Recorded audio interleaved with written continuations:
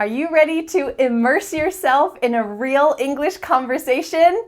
Hi, I'm Vanessa from SpeakEnglishWithVanessa.com, and today I'm here with my husband, Dan. Hello. And we are going to be talking about work, some of our work experiences, and some experiences that might relate to you as well. So during this lesson, you're going to see some key vocabulary appear here, but I also want to encourage you, if you want to understand every single word that we're saying, you can click CC to view the full subtitles for this conversation. And like always, I have created a free PDF worksheet, which is here over Dan's face.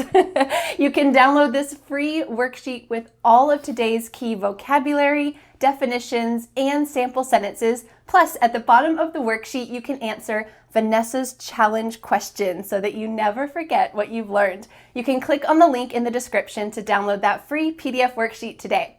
All right, Dan, are you ready to get started? I'm ready. Let's do it. Today I have 5 work-related questions, including a little quiz about some work vocabulary that I don't know if Dan will know.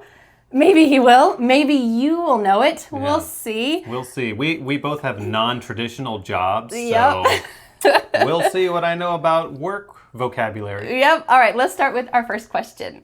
All right, Dan, my first question is, tell us about your first job. What was it? First job ever. Yep.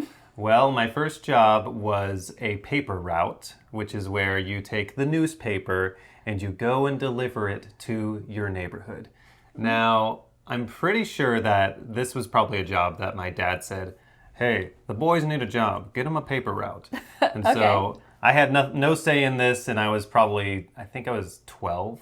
Okay. 12 or 13, so I was kind of young, and we didn't do it on bikes or anything. We weren't able to chuck them out the, you know how there's like people on a bike and they throw the newspaper? Oh, yeah, in movies I've seen that. Yeah. We weren't allowed to do that. We were supposed to gently set it on the doorstep. Well, that's real life. Yeah, I didn't like it though because I had to wake up really early. They delivered the newspaper in huge stacks, and we had to roll each one and put it in a bag. Oh. And then I had to walk the neighborhood really early in the morning. And my least favorite part by far was that people's dogs would just jump out and scare you.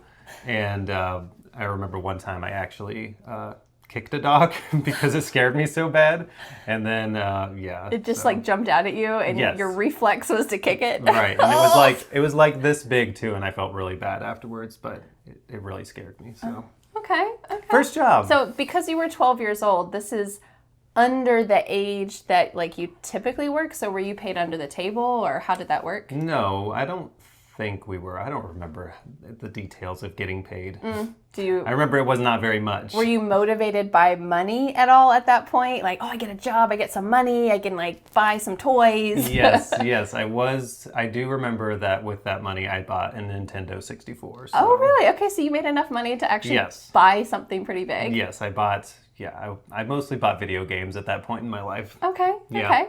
Those were the big goals back then. Okay.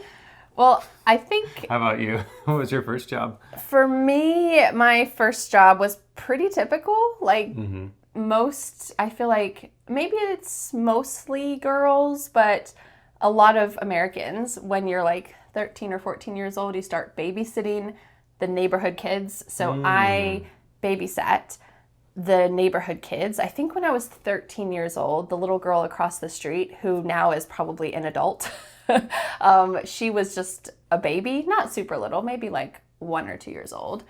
And I would go over to her house when her parents went out on a date for a couple hours, and I just played with her.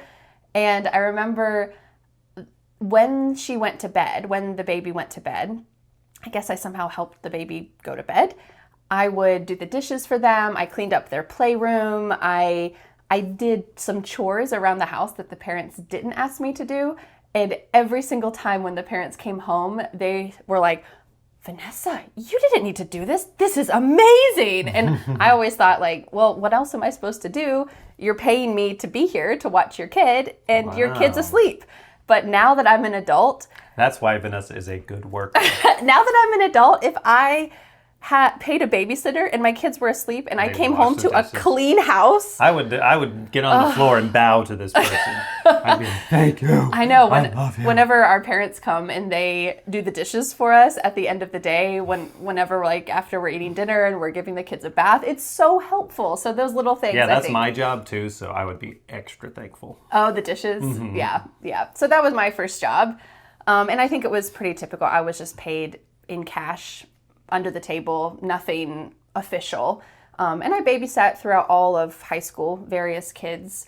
And to me, it always seemed like a pretty easy job. Like being a parent is not an easy job, but being a babysitter, you're playing with kids, you're just doing the fun stuff. Depending on how many kids. Yeah, and how It nice gets they harder were. every kid, add to that equation. I feel like though parents, when they leave their small children with a babysitter, they really try to, at least the parents the families I watched, they would be like, all right, here's all the toys. We have a special snack. And it's like a special occasion. And Vanessa, the babysitter, is coming. It's not like real life. Like when you're a parent, it's real life. And you're doing the hard stuff. But as a babysitter, it was like fun times, party times. Yeah, I babysat 4 a couple times. 4 kids? Oh, how'd that go? It was pretty crazy. Yeah. Usually. Yeah. How old were you when you did that? 16, 17. Okay. Yeah. Okay. I was a little bit older. Was it and like- it was family friend. Okay. Yeah. People that you knew. Yeah. All right, well, let's go on to our second question. Our second question is a little more of a modern question. I want to know, would you rather work from home or at a workplace? So the workplace could be like an office or in a coffee shop or like the location that the job is set at. What would you rather do? Well, that really, really depends on the workplace, right? Because a lot of my jobs that I've had, like I worked at a factory on an assembly line. I'd rather work from home. Than that, yeah. Maybe just like a standard office job. I kind of like the idea of like, I work one day at the office and I work the rest of the days at home. Like to get a little bit of that variety. But in general, I think I would choose a workplace. Just so, because I like to be really active. So like my job now, I'm teaching children, elementary kids. So when I'm in a classroom, I got to be like really moving on top of it and, basically on my A game. And at home, I don't get like that same energy. I just kind of fall into like maybe a rut is kind of a too dramatic of a word, but I can more easily get into a rut at home. So you feel more motivated when you're on the location. If Dan had a summer job one time in high school. Was it in high school? What job are you talking When you were working at Sony?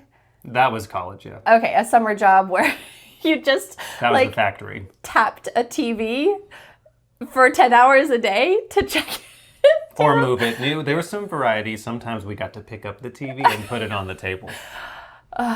Yes, that was a job 10 hours. every day.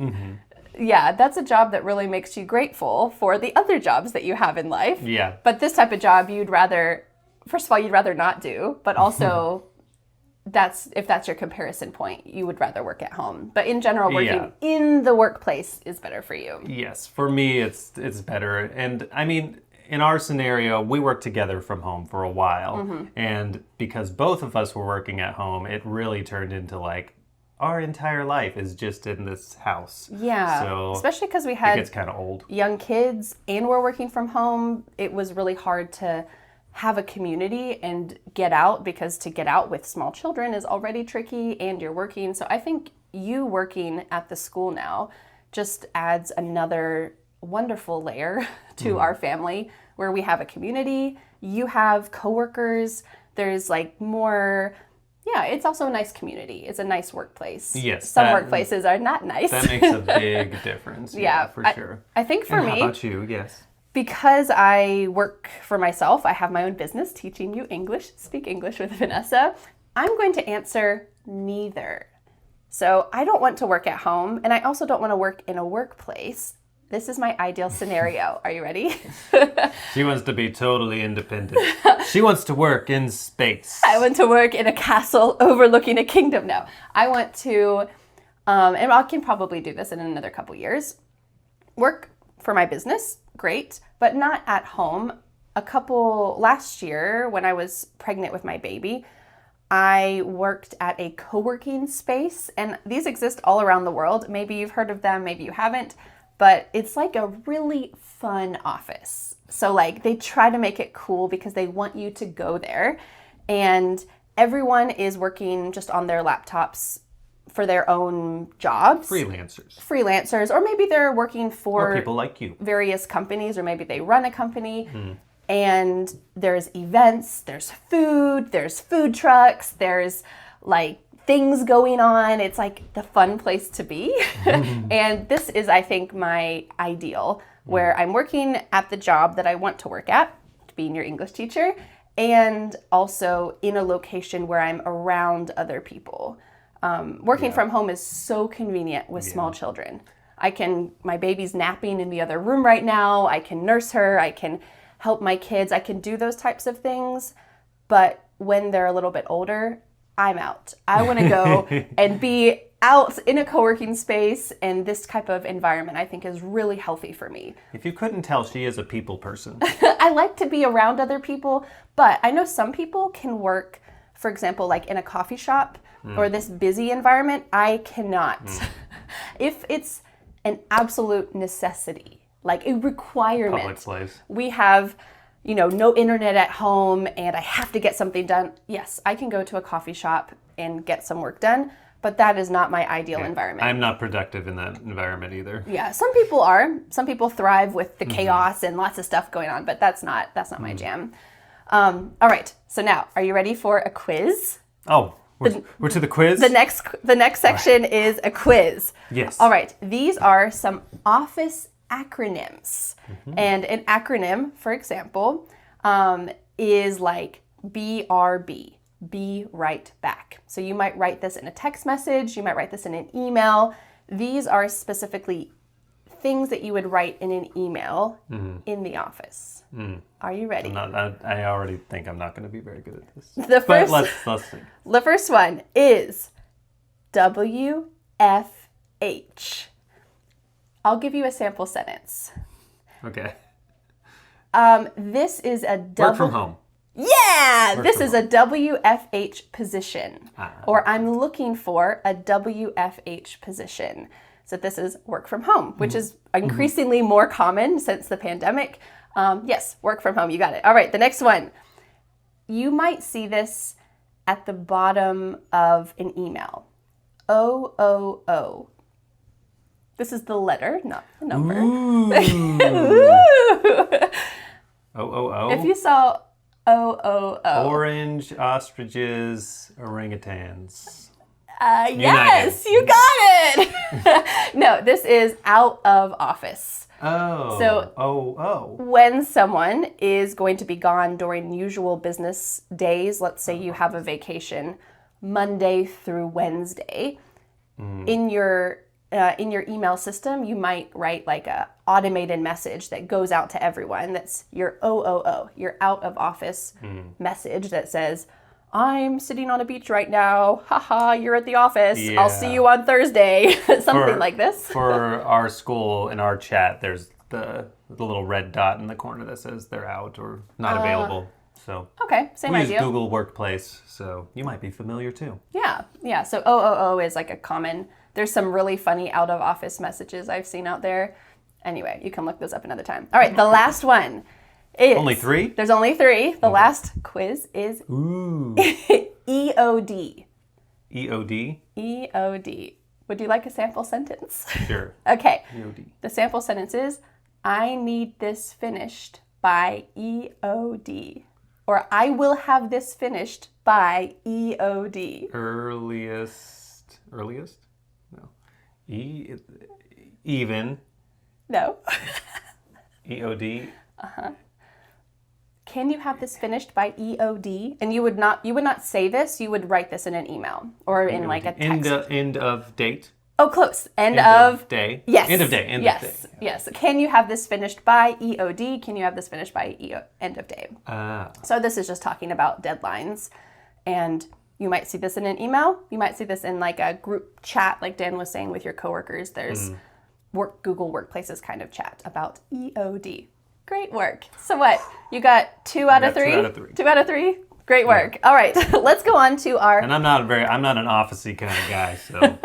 Well, let's go on to our next question, which has to do with being on the other side, not just working, but being someone who is in charge of hiring other people.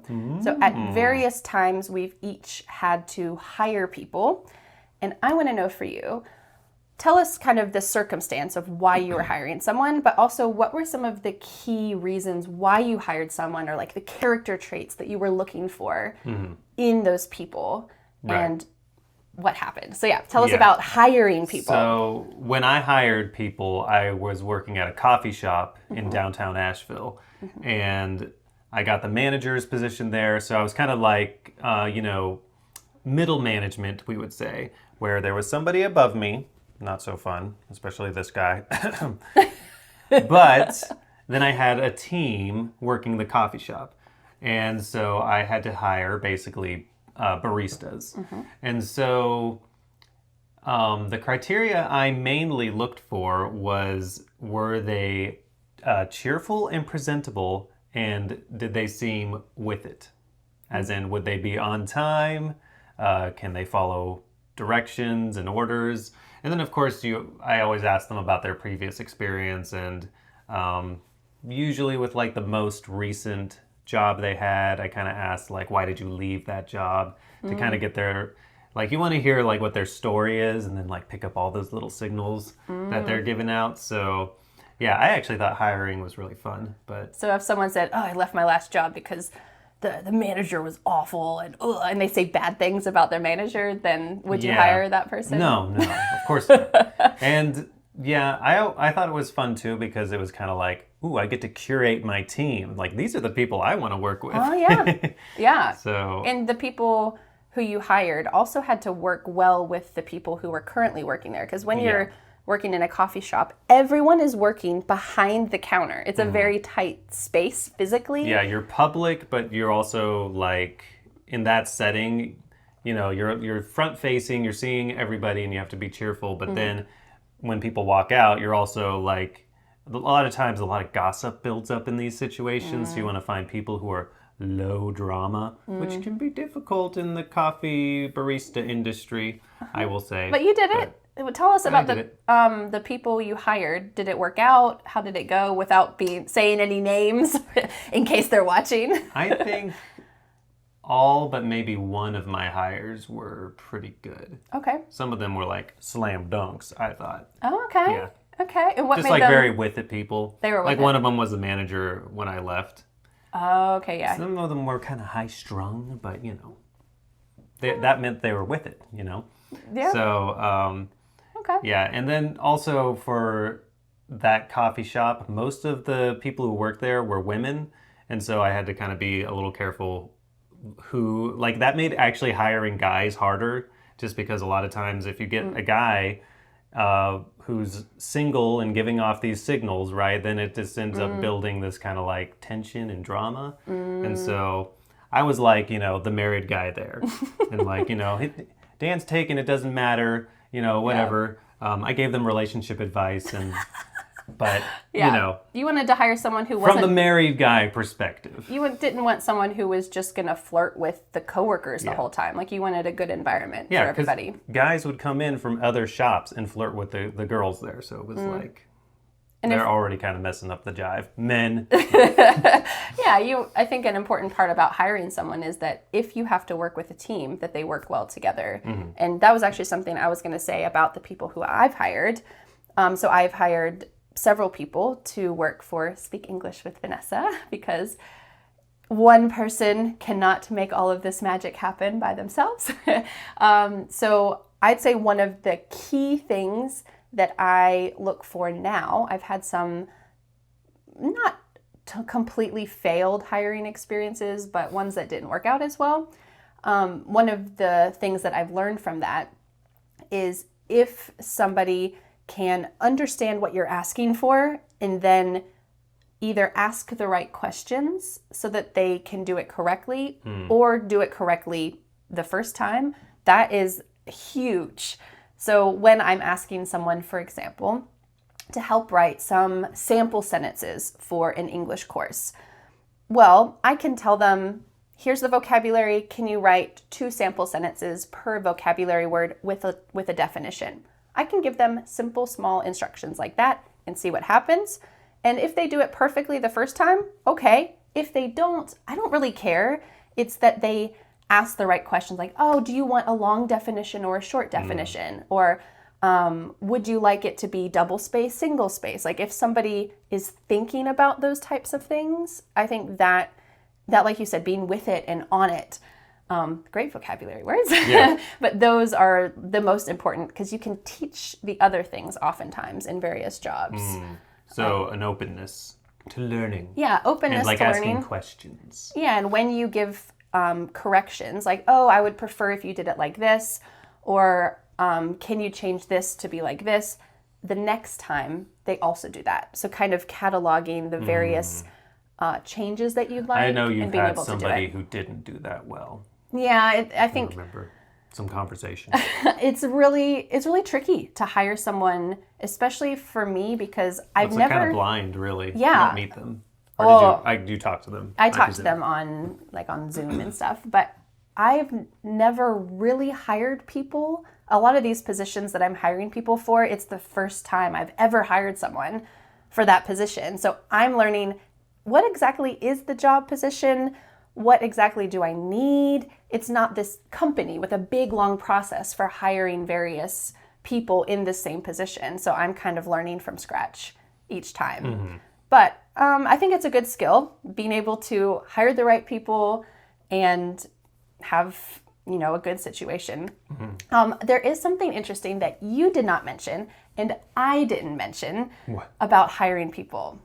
Their qualifications. Oh, their qualifications. So if you are like a graphic designer, if you're of course like a doctor or something like this, you need some specific job-related qualifications. That was always a little lower on the list for what I was hiring for. That's interesting, yeah. And I feel like for me, when I hired, for example, a writer, I want someone who has writing experience, but I didn't care if they had a certificate or a degree.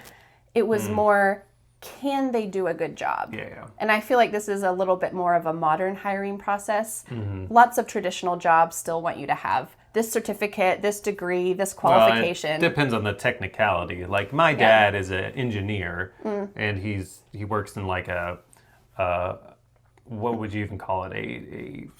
Not a factory. A workshop with like metals and big machinery and stuff. And if he's going to hire an engineer, they need a certain kind of expertise to even have a baseline knowledge. Because if I walked in there, I'd be like, I don't even understand what is happening. You would not be hired. Right, exactly. Yeah, so for certain jobs, of course, you need some kind of experience with the job itself. But I think a lot of jobs nowadays, they are looking for character traits, especially if you're young, more than specific experiences. But there are so many jobs out there. There's many different things. Totally depends on the field. Yeah. All right. Are you ready for our final question of the day? Sure. All right. I wrote it out here. Our final question is one that many students have asked. Mm-hmm. Maybe hundreds of thousands, maybe bajillions of times.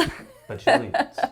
Oftentimes this question is asked to me, but I think it can relate to both of us. Mm-hmm. How can you have a work-life balance with so much going on in your life?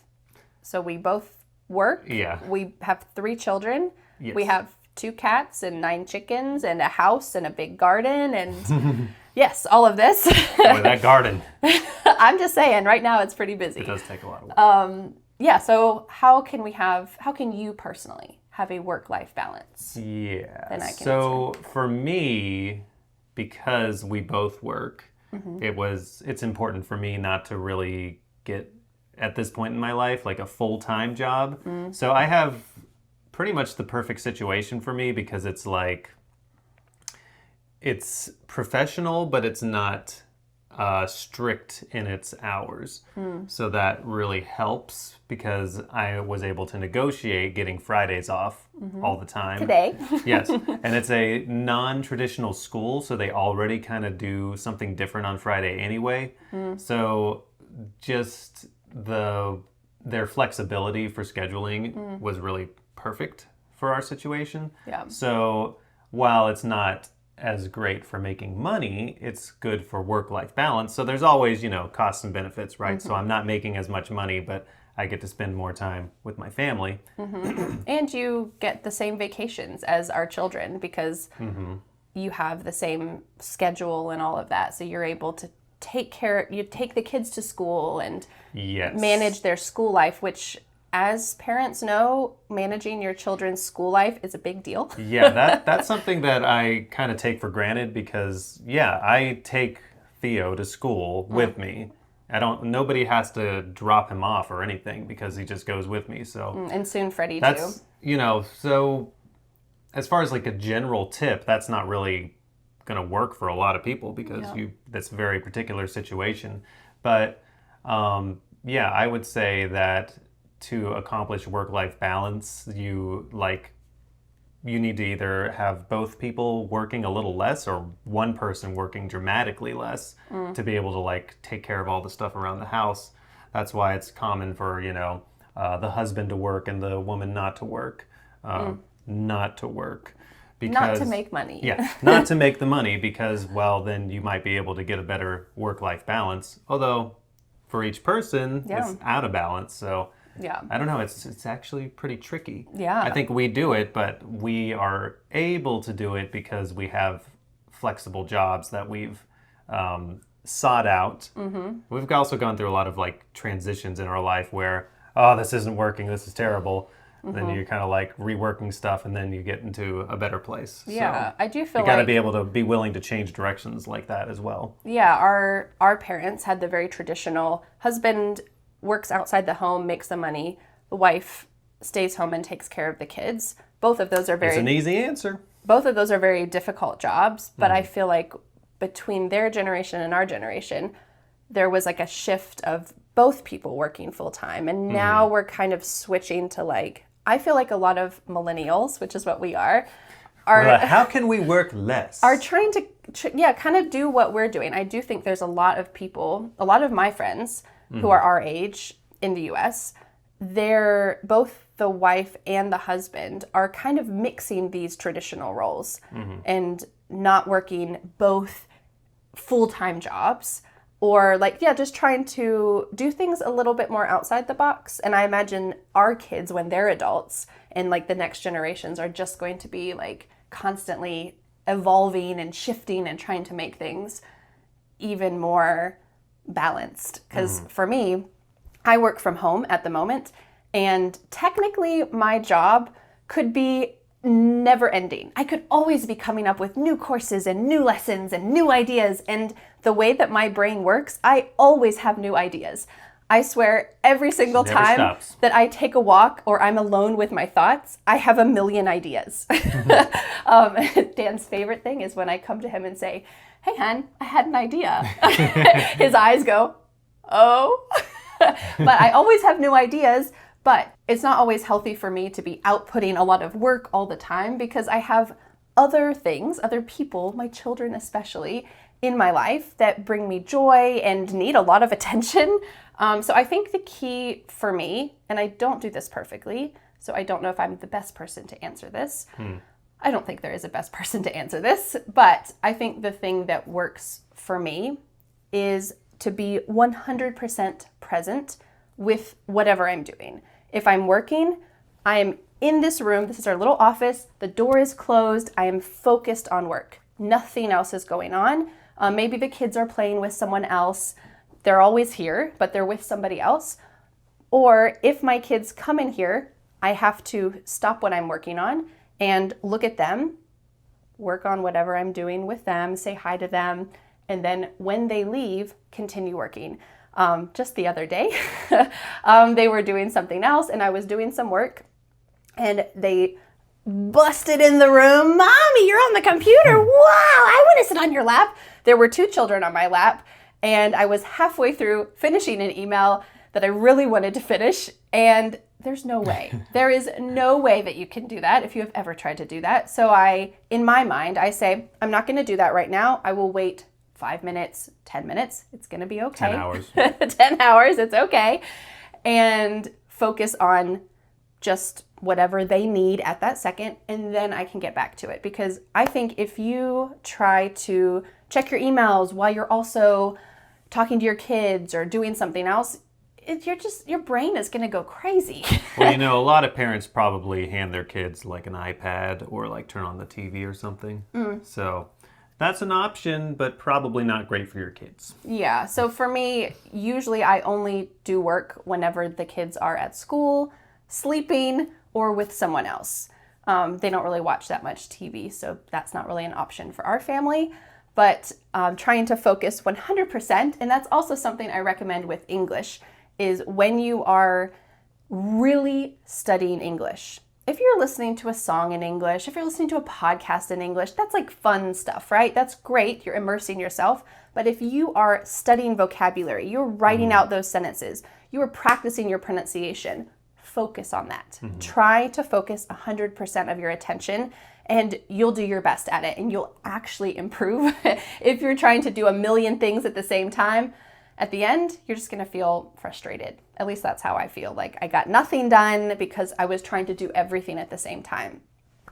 So I'm constantly trying to simplify my life because there's lots going on. So anyway, that's the roundabout answer for this very tricky question. Yeah. In other words, you just got to figure it out somehow. Yeah. It's not a one-size-fit-all answer. Absolutely, not a one-size-fit-all. And I think if your goal is to really have a work-life balance, I think for most people it is, but if that's something that you really want to prioritize, like Dan said, I think you need to dump out the bucket of all the things you have going on and decide what is absolutely necessary. That's a good strategy. What can we cut? What expenses can we cut so we can work less? What trips can we cut? What work trips? What commitments? All of these things so that we can get down to just the basics. And then you can kind of build it up from there. But I think a lot of times, like I know some people that feel like, well, I have to do this. I have to do this. And yes, sometimes you have to do things. But overall, trying to really cut back and decide, what do I need to purchase? What expenses are necessary? Hobbies too. What hobbies do I absolutely have to do? Some of them might be painful. Like I recently stopped watching hockey, which is my favorite sport. That kind of brought a little tear to my eye. But I just don't have time for it anymore. And maybe at another point in your life, you will have more... I can watch all the hockey games I want. You'll have more figurative bandwidth. But for now, maybe in your life, if you're feeling really stressed by this work-life balance, lay everything out on the table. What is necessary? How can I cut back so that I feel more balanced and happy? I think you owe it to yourself, you owe it to your family, and yeah, you'll just be a better person for it. But I'm still working on that. Dan's still working on that. So take it with a grain of salt. All right. Well, thank you so much, Dan, for joining me for this work conversation. Yes, you're welcome. Yes, we made it. Thank you so much for immersing yourself in English. These types of conversations are excellent for improving your vocabulary, all the words you saw down here. But something even better about these conversations is that it has been absolutely proven the best way to learn a language is through immersion and acquisition. This means that you don't really even know you're learning. You're just picking up on all of the rules and the nuances and the ideas of English while you're listening to these conversations. So you're welcome. I hope that you enjoyed this lesson. You learned a lot. Feel free to watch it as many times as you want. And also please download the free PDF worksheet over Dan's face right here, with all of today's vocabulary, sample sentences, ideas. You can answer Vanessa's challenge questions so that you never forget what you've learned. And you can click on the link in the description to download that free PDF worksheet today. It is my gift to you. So thank you so much, dear. You're welcome. I appreciate you joining me for this conversation. These are absolutely beneficial to our students. It's my pleasure. And it's fun to talk with you about these types of things. Yes, indeed. Thank you. Yeah, you're welcome. Well, thanks so much for learning English with me. And let me know in the comments, what is your job? Tell us in the comments your job. Do you have work-life balance? Do you have work-life balance? Any tips for the rest of us? And we'll see you again next Friday for a new lesson here on my YouTube channel. Bye. Bye. But wait, do you want more? I recommend watching this video next, where Dan and I will talk about our daily routines, including something that Dan does every morning and I never do. What is it? Well, I'll see you there to find out.